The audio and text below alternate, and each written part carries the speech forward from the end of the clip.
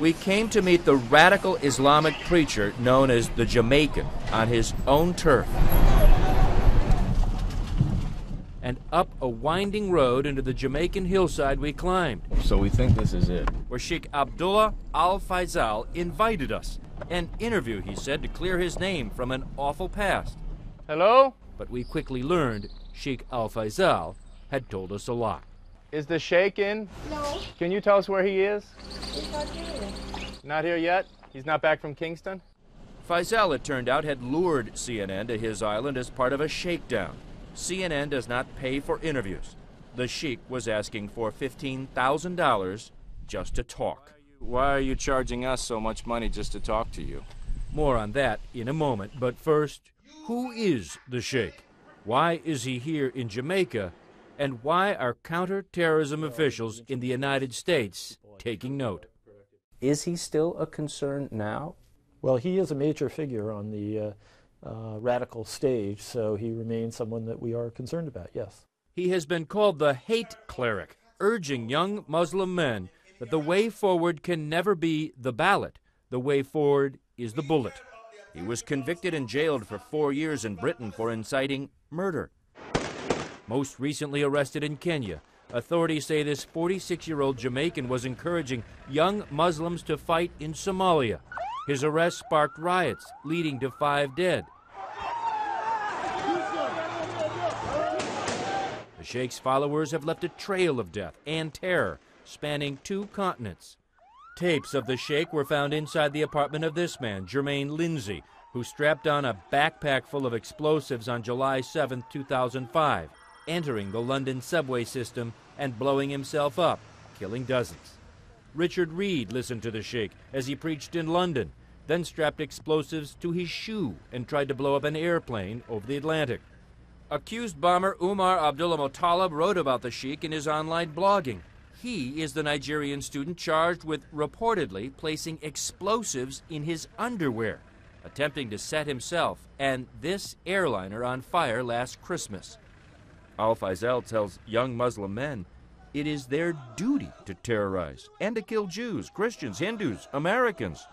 He's quoted as saying the best way to terrorize them is to exterminate them with jihad. The Quran says very clearly in the Arabic language, Turhibuna. This means terrorize them. It's a command from Allah. And America continues to spend billions of dollars in its war against Islam. When this New York-based radical told us his command from Allah last year, he was actually quoting the teachings of Sheikh Abdullah Al-Faisal.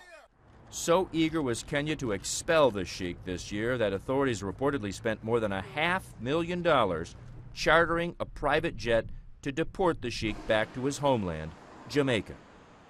Counterterrorism officials believe parts of the Caribbean are at risk from radical Islam.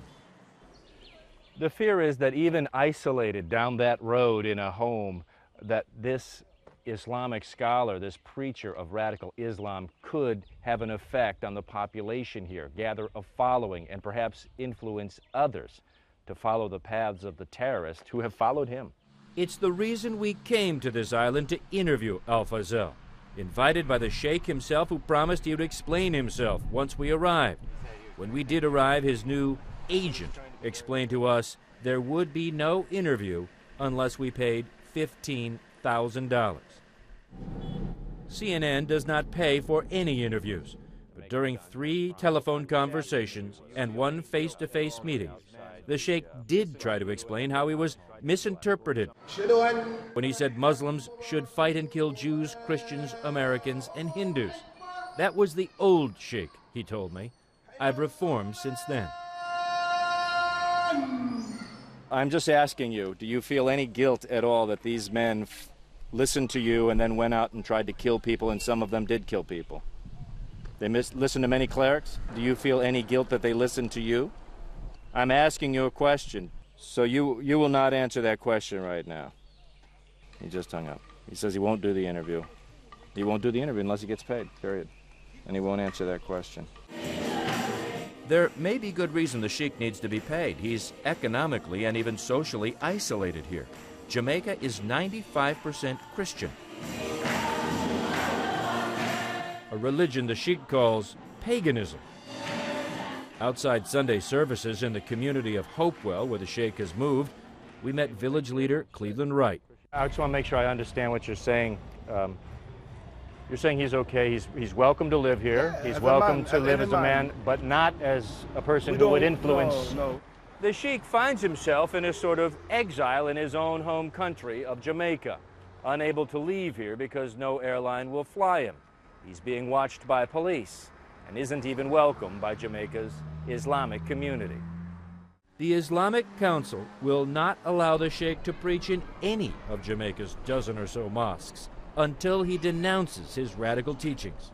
I have not spoken to him, not even for a minute, since his return to Jamaica. It is now day 3 of negotiating with the Sheikh, who appears to be shaking us down. We came down here, and then we get hit with expenses. On the phone with CNN producer Todd Schwarzschild, the Sheikh's agent tells us the price has just dropped, $5,000. Yeah, Sheikh, this is Drew Griffin again, just to close things out. We're on with Abu now, and he still wants like $5,000. So our answer, of course, as you know, is no.